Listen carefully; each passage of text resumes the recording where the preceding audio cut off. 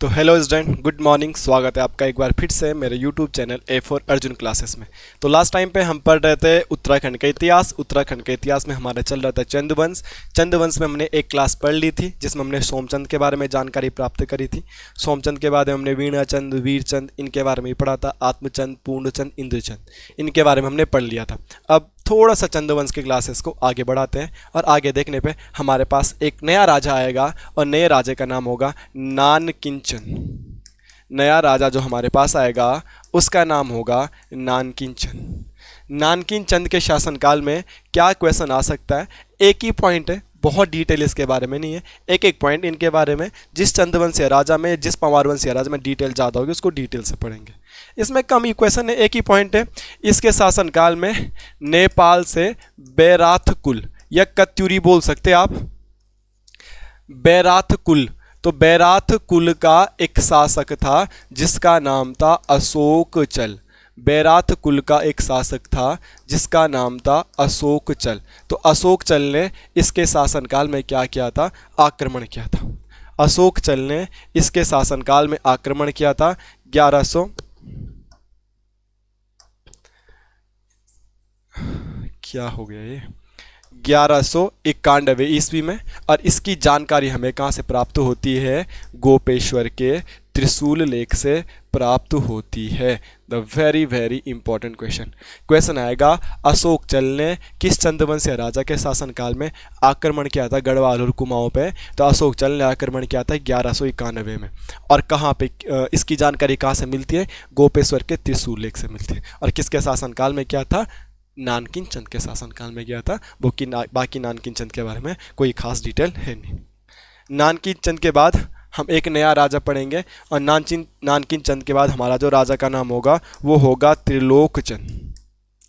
त्रिलोकचंद में क्या पॉइंट आ सकता है सर जी, त्रिलोकचंद में भी आपको एक ही पॉइंट लिखना है, कुछ खास पॉइंट नहीं है, सिंपल सा पॉइंट है। पहला चंद्रवंशीय राजा या पहला कुमाऊं का राजा जिसने साम्राज्य विस्तार की नीति अपनाई थी। साम्राज्य विस्तार की नीति अपनाने वाला पहला राजा, साम्राज्य विस्तार, जिसने मतलब अपने क्षेत्र को बढ़ाने की कोशिश करी थी। तो साम्राज्य विस्तार की नीति सर्वप्रथम किसने अपनाई थी, तो साम्राज्य विस्तार की नीति किसने अपनाई थी, त्रिलोकचंद ने अपनाई थी। बाकी कुछ भी त्रिलोकचंद के बारे में है नहीं। वेरी सिंपल क्वेश्चन है, वेरी आसान क्वेश्चन है।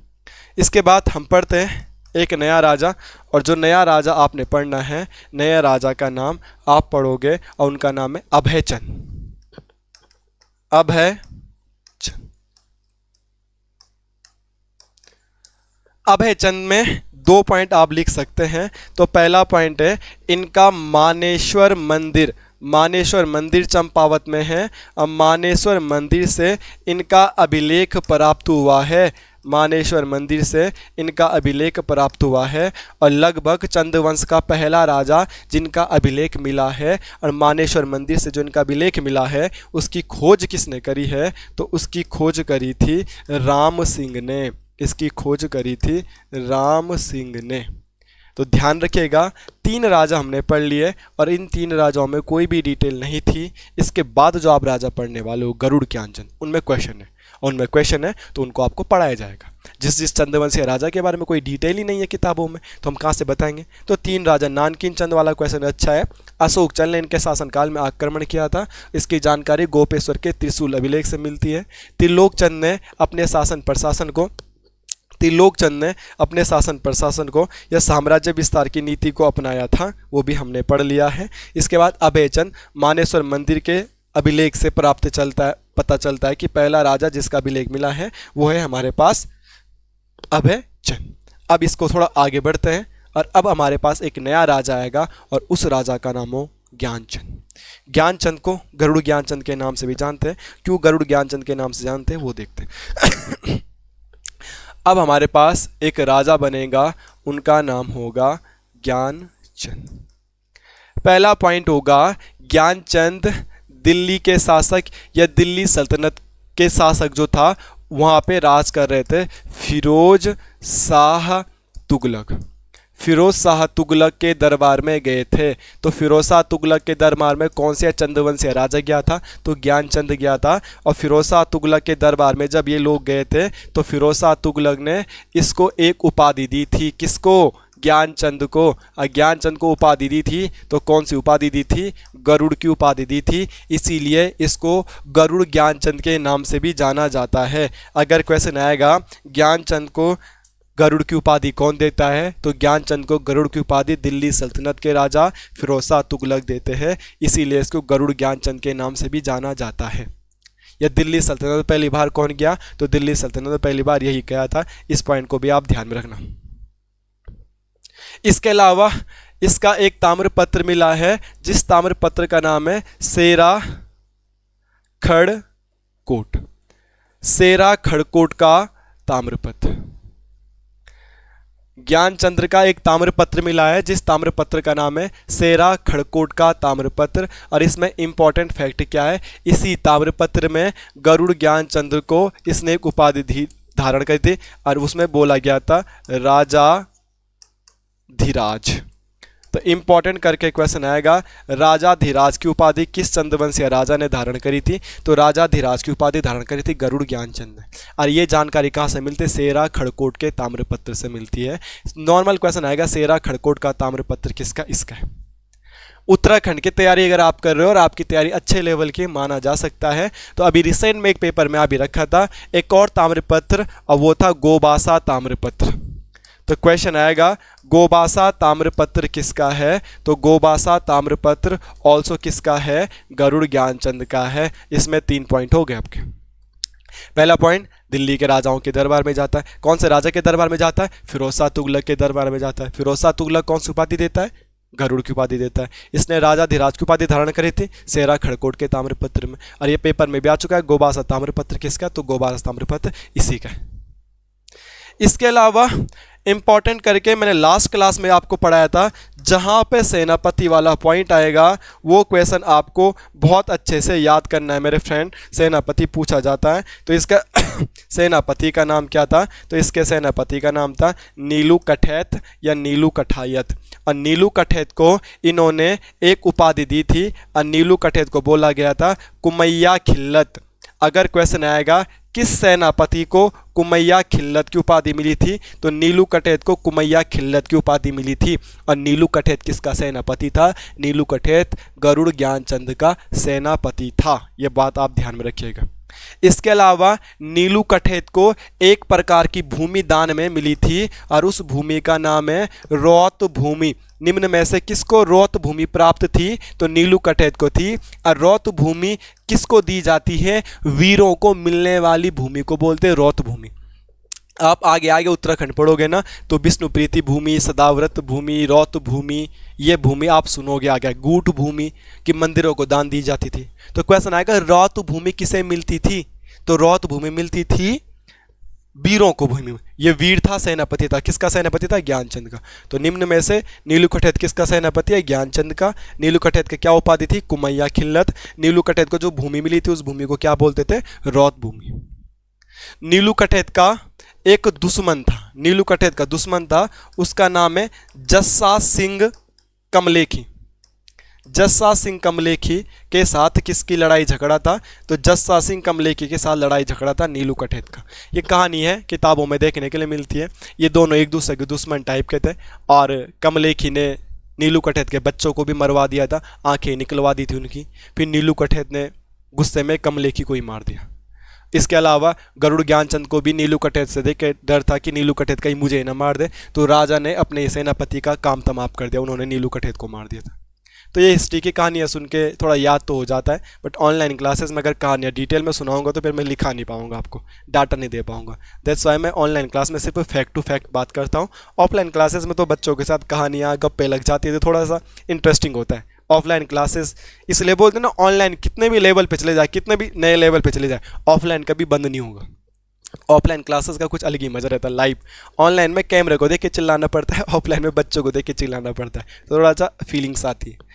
फिलहाल के लिए ज्ञानचंद फिरोज शाह तुगलक के दरबार में गया था, सेरा खड़कोट का ताम्रपत्र गोबासा एग्जाम में भी आ चुका है, राजा धीराज की उपाधि धारण करी थी, सेनापति नीलू कठैत है, इसको एक उपाधि थी कुमैया खिल्लत, इसको एक भूमि मिली थी रौत भूमि, इसका दुश्मन का नाम क्या था? जस्सा सिंह कमलेखी।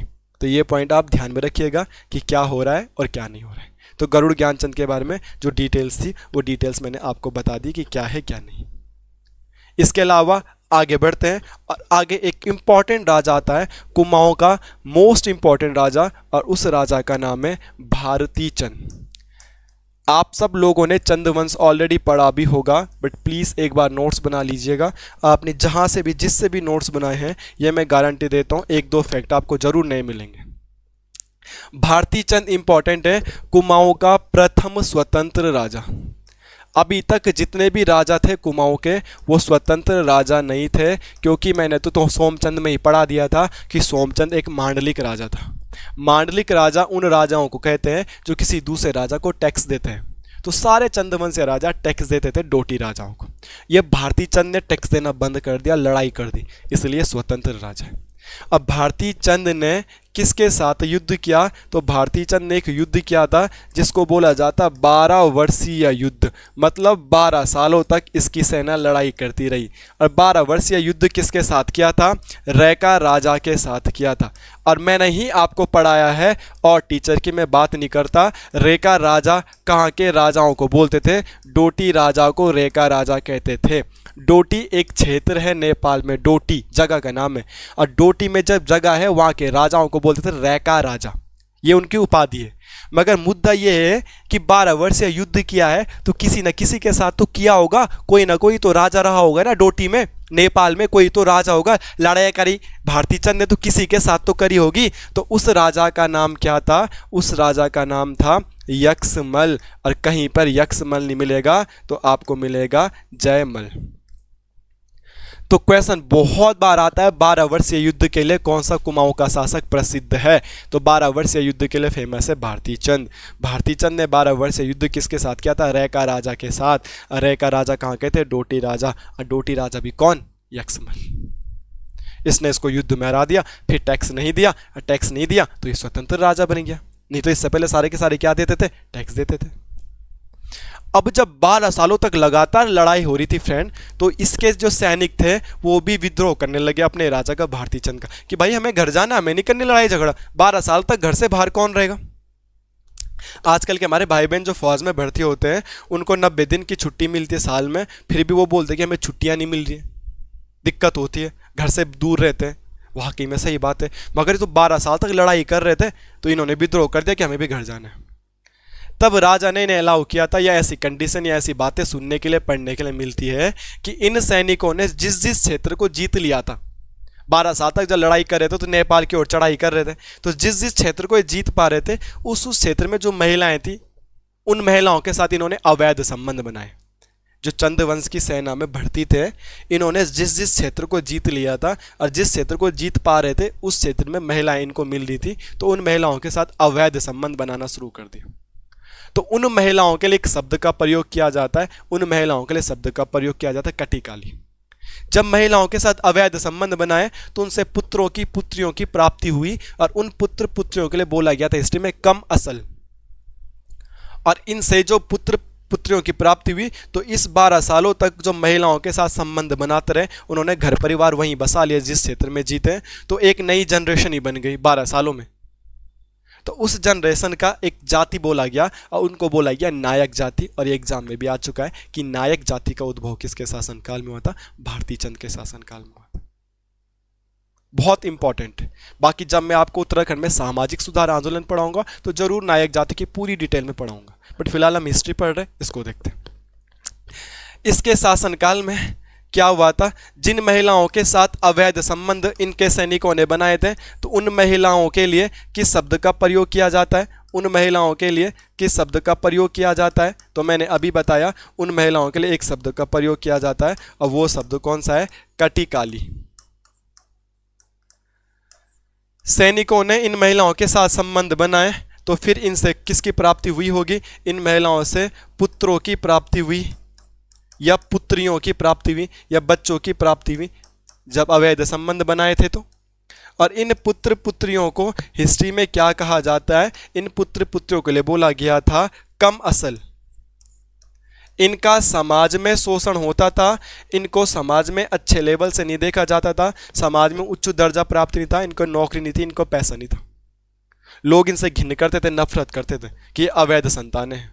इनका तो बुरा हो गया, क्योंकि सैनिकों ने संबंध बनाने, संतानें उत्पन्न कर दी। अब 12 साल में युद्ध जीत गया, उसके बाद वो कुमाऊं आ गए, तो उनका क्या होगा? तो इनके साथ बहुत बुरा बर्ताव होता था। धीरे धीरे अंग्रेजों ने इनके विकास के लिए काम किया 1924-29 में, स्टीफ ने। वो मैं आपको अंग्रेजों में पढ़ा दूंगा, क्योंकि अभी मैं नायक सुधार पढ़ाने लग गया तो फिर मैं हिस्ट्री भूल जाऊंगा। तो इसलिए हिस्ट्री पे फोकस करते हैं। कम असल, और जो ये कम असल पुत्र पुत्रियां बहुत सारे हो गए 12 सालों में, तो इसकी एक जाति ही पड़ गई। तो उस जाति को क्या बोला गया? इसलिए एक नई जाति बन गई थी। तो इस जाति के लिए क्या बोला गया था? ये क्वेश्चन एग्जाम में भी आ रखा है। तो इस जाति के लिए क्या बोला गया था दोस्तों? इस जाति के लिए बोला गया था नायक जाति। तो ये क्वेश्चन आता है कि नायक जाति का उद्भव किस राजा के शासनकाल में हुआ था? तो नायक जाति का उद्भव हुआ था भारती चंद के शासनकाल में। जिन महिलाओं के साथ संबंध बनाए गए थे उनको कहा गया था कटिकाली। जो पुत्र उत्पन्न हुए थे उनको कहा गया था कम असल। अब हम देख रहे हैं कि भारती चंद के शासनकाल में 12 वर्षों तक लड़ाई हो रही थी, तो सेना भी विद्रोह कर रही थी कि हम तो घर जा रहे, 12 सालों तो लड़ाई कौन करेगा भाई। तो इसलिए भारती चंद का एक इंपॉर्टेंट करके क्वेश्चन आता है, और ये इंपॉर्टेंट करके क्वेश्चन आपको याद रखना है भारती चंद के बारे में। और क्या पॉइंट है? भारती चंद ने एक दिमाग लगाया था, क्योंकि हमने देखा था समाज में ब्राह्मण होते थे, पढ़ाई लिखाई का काम करते थे, क्षत्रिय होते थे, युद्ध का काम करते थे, वैश्य ऐसे काम करते थे, शूद्र ऐसे काम करते थे, जाति के बिहाफ पे था। तो क्षत्रिय सुन के लगता था ये आर्मी में जाएगा, मगर भारती चंद के सैनिक विद्रोह करने लगे थे, क्योंकि 12 सालों तो लड़ाई कर रहे थे। तो भारती चंद का एक इंपॉर्टेंट करके क्वेश्चन लिख लीजिएगा, इंपॉर्टेंट करके क्वेश्चन लिख लीजिएगा भारती चंद का। इसने अपनी सेना में किसने? भारती चंद ने सभी धर्मों व सभी जाति के सैनिकों को भर्ती कर दिया, सैनिकों को भर्ती किया। तो बड़ा इंपॉर्टेंट क्वेश्चन है, एग्जाम में आता है कि सभी जाति सभी धर्मों के लिए सेना के दरवाजे किसने खोले थे? तो सभी जाति और सभी धर्मों के लिए सेना के दरवाजे खोले थे भारती चंद ने। अदरवाइज पहले क्या होता था? अगर आप क्षत्रिय हो तो आप सेना में हो, अगर आप पंडित हो तो आप पढ़ाई करोगे, अगर आप वैश्य हो तो आप व्यापार करोगे, अगर आप शूद्र हो तो आप काम करोगे। तो सभी जाति और सभी धर्मों के लिए सेना का रास्ता किसने खोल दिया था? तो सभी जातियों धर्मों के लिए सेना का रास्ता खोला था आपका भारती चंद ने। भारती चंद का अगला क्वेश्चन, चंद वंश का ऐसा राजा जिसका उल्लेख कुमाऊं के पवाड़ों में देखने के लिए मिलता है। पवाड़ों में, कुमाऊं के पवाड़ों में किस चंद वंशीय राजा का उल्लेख मिलता है? तो कुमाऊं के पवाड़ों में इसका उल्लेख मिलता है। अब पवाड़ों में भी एक महिला का नाम है भंगा धोनियाल। भंगा धोनियाल एक वीरांगना है, भंगा धोनियाल एक वीरांगना है। इसके साथ युद्ध का वर्णन मिलता है। भारती चंद का आखिरी पॉइंट है, क्वेश्चन आएगा चंद वंश का वह कौन सा राजा है जिसका वर्णन पवाड़ों में मिलता है। अगर आप गढ़वाल के हो तो पवाड़े किसे बोलते? जागरों को। गाँव में जब जागर लगते, नचाई पूजा होती, जगरी बजाता, थाली और डोर बजाता है, तो कुछ ना कुछ बोलता रहता है, हिस्ट्री की कोई ना कोई बातें बोलते हैं। जैसे हम पवार वंश में पढ़ेंगे, माधो सिंह भंडारी, बड़ भंडारी माधो सिंह, उन पे भी जागर गाए जाते हैं। तीलू रोतली, उन पे भी जागर गाए जाते हैं। तो कुमाऊनी में भी तो ऐसे जागर गाए जाते होंगे, तो वहाँ जागरों को क्या बोल रहे? पवाड़े। तो क्वेश्चन आएगा पवाड़ों में किस चंदवंशीय राजा का उल्लेख मिलता है? तो पवाड़ों में भारती चंद का उल्लेख मिलता है। और भारती चंद का उल्लेख मिलता है तो भारती चंद का युद्ध का उल्लेख मिलता है। तो भारती चंद ने युद्ध किसके साथ किया था? भारती चंद ने युद्ध किया था भंगा धोनियाल नामक एक वीरांगना के साथ। कोई महिला रही होगी चंदवंश की या कुमाऊं की, एक वीर महिला रही होगी, उसके साथ युद्ध का वर्णन मिलता भारती चंद का, तभी वो पवाड़ों में उल्लेखित किया गया है। तो ये इंपॉर्टेंट क्वेश्चन है, चंदवंश का वह राजा जिसका उल्लेख पवाड़ों में मिलता है। What is your answer? तो आपका आंसर क्या होगा? भारती चंद। और किसके साथ किया था? भंगा धोनियाल नामक एक महिला के साथ किया था। ये पॉइंट आप याद रखिएगा इंपॉर्टेंट करके।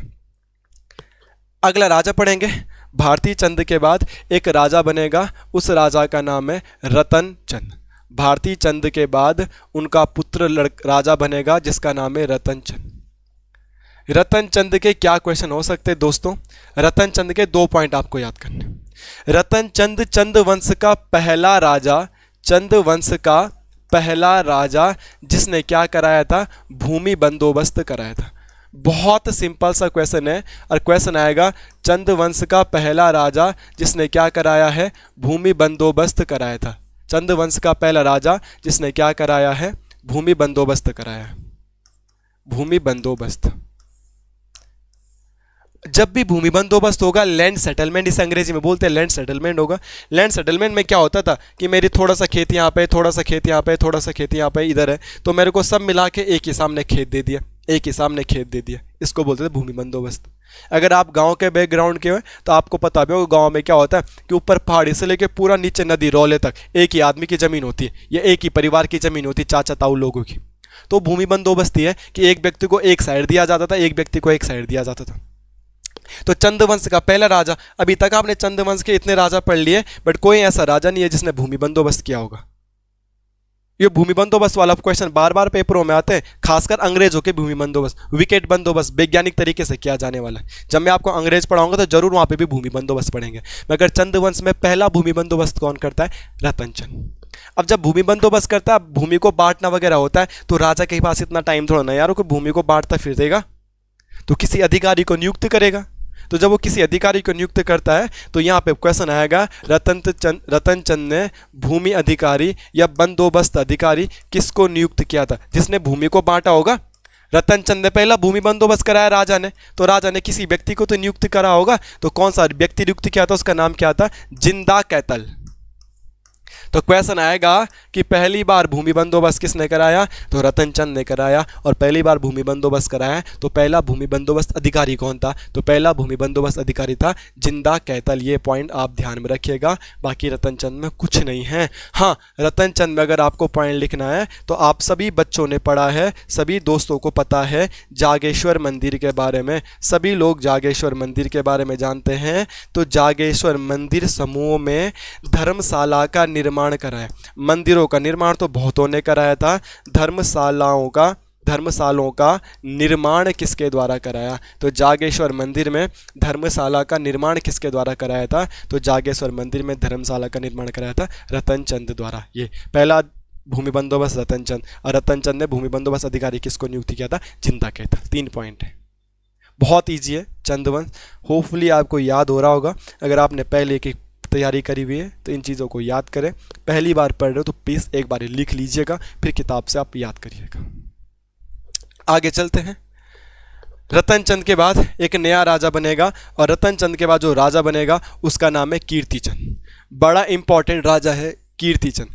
कीर्तिचंद का नाम आप तब भी सुनोगे और तब भी पढ़ोगे मेरे दोस्तों, जब मैं आपको पंवार वंश पढ़ाऊंगा ना तब भी कीर्तिचंद का नाम आप सुनोगे। कीर्तिचंद चंद्रवंश का पहला राजा, कीर्तिचंद चंद्रवंश का पहला राजा है। कीर्तिचंद चंद्रवंश का पहला राजा। अब कैसा पहला राजा? जिसने गढ़वाल पर आक्रमण किया था। अभी तक चंद्रवंश के जितने भी राजा पढ़े आपने, क्या किसी ने गढ़वाल पे आक्रमण किया? कुमाऊं के किसी राजा ने नहीं। तो कुमाऊं का पहला राजा जिसने गढ़वाल पे आक्रमण किया, तो कुमाऊं का पहला राजा जो गढ़वाल पे आक्रमण कर रहा है वो कौन है? कीर्तिचंद है। अब जब इसने गढ़वाल पे आक्रमण किया है दोस्तों, तो सोचने वाली बात है, गढ़वाल में भी तो कोई ना कोई राजा रहा होगा दैट टाइम। जब ये आक्रमण करने आया तो किस पे आक्रमण किया? कोई तो राजा था।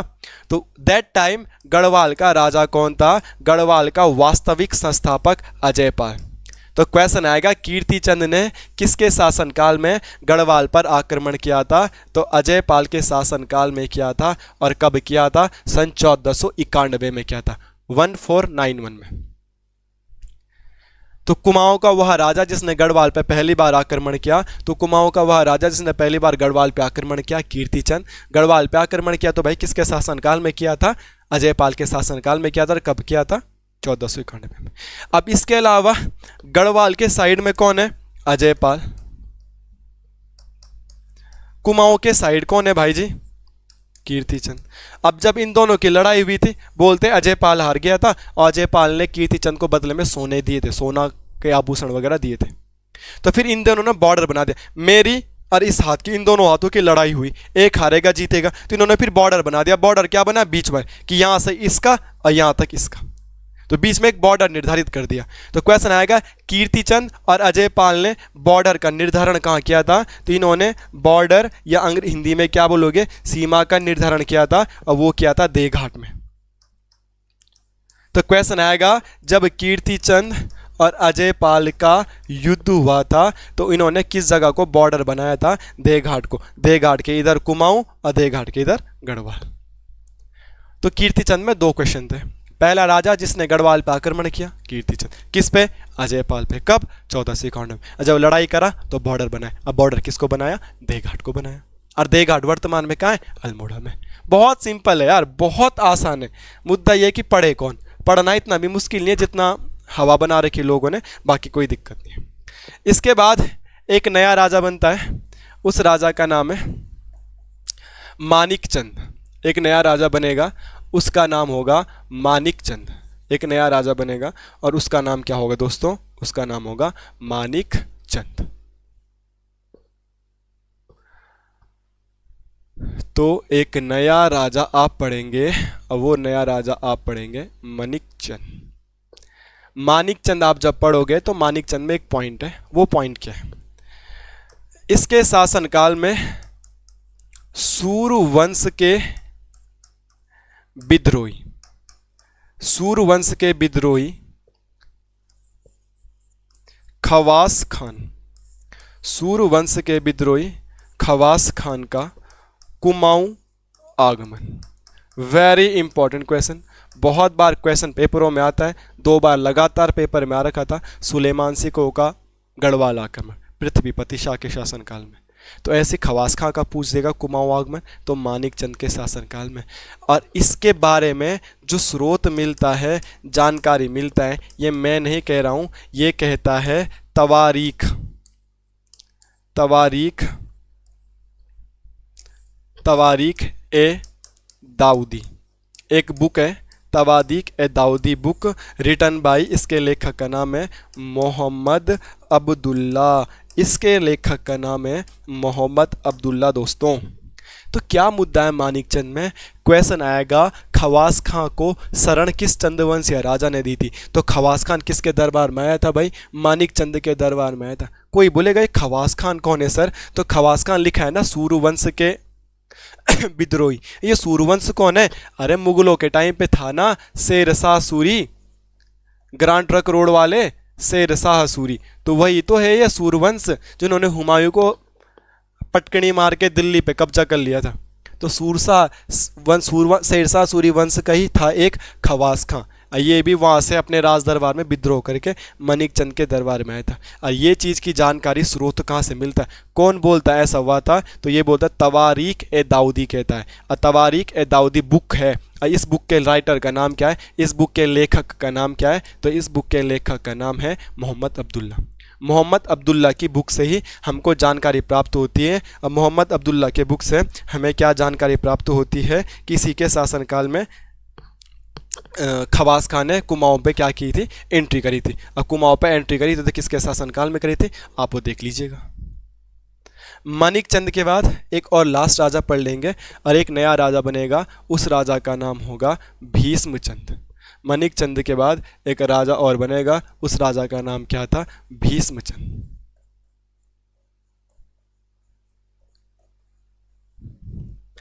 भीष्मचंद का क्वेश्चन अभी रिसेंट एग्जाम में भी आ रखा था पटवारी के पेपर में कि इन्होंने खगमरा कोट का किला बनाया था अल्मोड़ा में।